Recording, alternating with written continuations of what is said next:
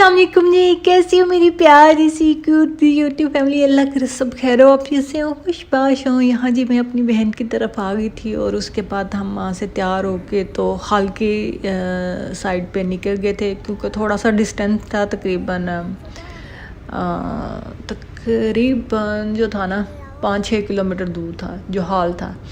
तो उसके लिए फिर हम निकल चुके और जब हम पहुँचे तो सामने मेरे चाचा थे और शादी भी उनके बेटी की थी, उनकी एक ही बेटी है, तो इसलिए मैंने इस शादी को मिस नहीं किया, क्योंकि इसमें मेरी पूरी फैमिली आने वाली थी।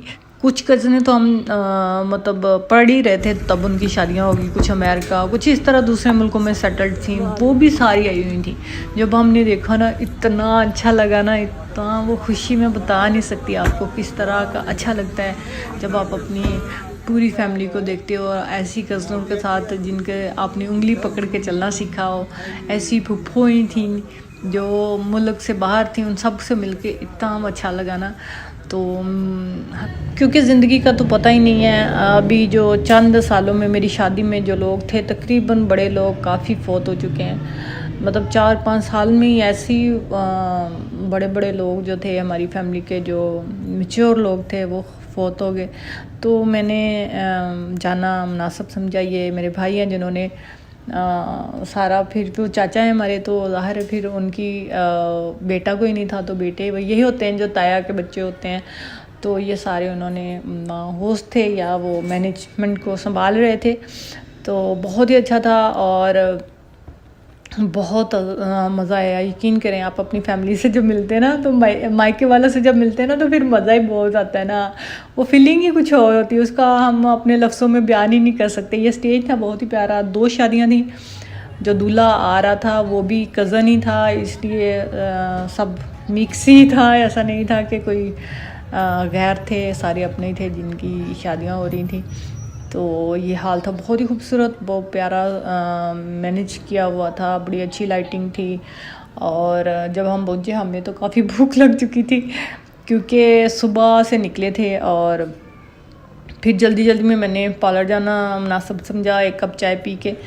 तो शुक्र है जाते उन्होंने सर्व कर दिया, सूप सर्व कर दिया। उसके बाद निकाह हुआ, निकाह के बाद फिर निकाह के जो पैकेट थे ना, वो जो आते होते हैं, वो बहुत मज़े के थे। उसमें सारा उन्होंने ड्राई फ्रूट डाला हुआ था, काजू था, बादाम था और अखरोट था, निकाला हुआ अखरोट, और टॉफ़ी थी एक, और शाही मेवा था। इस तरह बहुत ही अच्छा लग रहा था ना।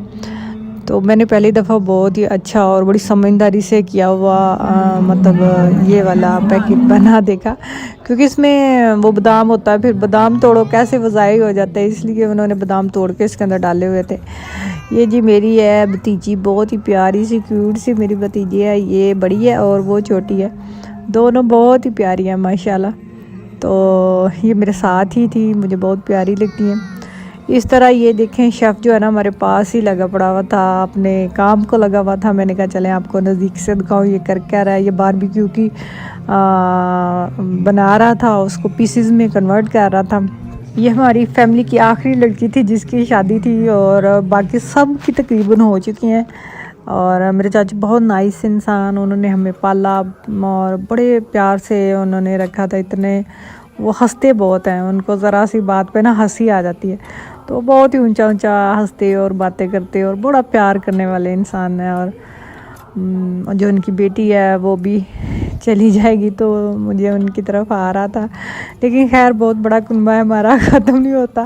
जिसकी तरफ उन्होंने अपनी बेटी की शादी की वो भी कज़न है, मतलब जानने वाले हैं। हमारे आपस में ही शादियां करते हैं, दूर बहुत कम करते हैं। दूर मतलब नहीं, दूर चाहे देखें मैं कितनी दूर हूँ, लेकिन फिर भी मेरी शादी हुई पड़ी है, कज़न ही है, लेकिन अपनी फैमिली में करते हैं, बाहर नहीं करते हैं। और ऐसे ही आपस में किए वगैरह रिश्ते हैं, इसलिए बहुत आसानी होती है एक दूसरे को जानने के लिए। पहले से बंदा बहुत कुछ जान रहा होता है, इसलिए अल्हम्दुलिल्लाह अल्लाह मियाँ उनकी बेटी के नसीब अच्छे करें। ये हमारी फैमिली की आखिरी लड़की थी जिसकी शादी होने वाली थी, बाकी सब कज़न की शादियाँ हो चुकी हैं, बस 2 लड़के रह गए हैं, एक ही नेक्स्ट मंथ है।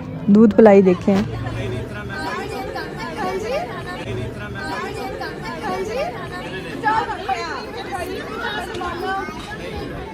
महंगाई के साथ भाई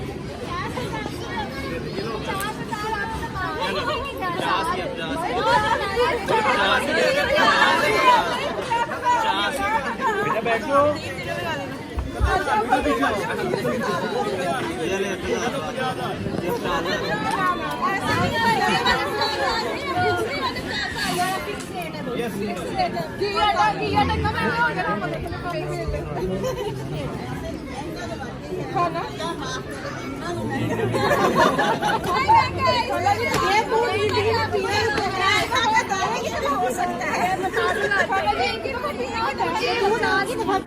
काफ़ी शोर शराबे के बाद पैसे उन्होंने पूरे दे दिए, बड़ी मेहनत की, तो इस तरह हम सब कज़नों को उन्होंने पैसे दे दिए।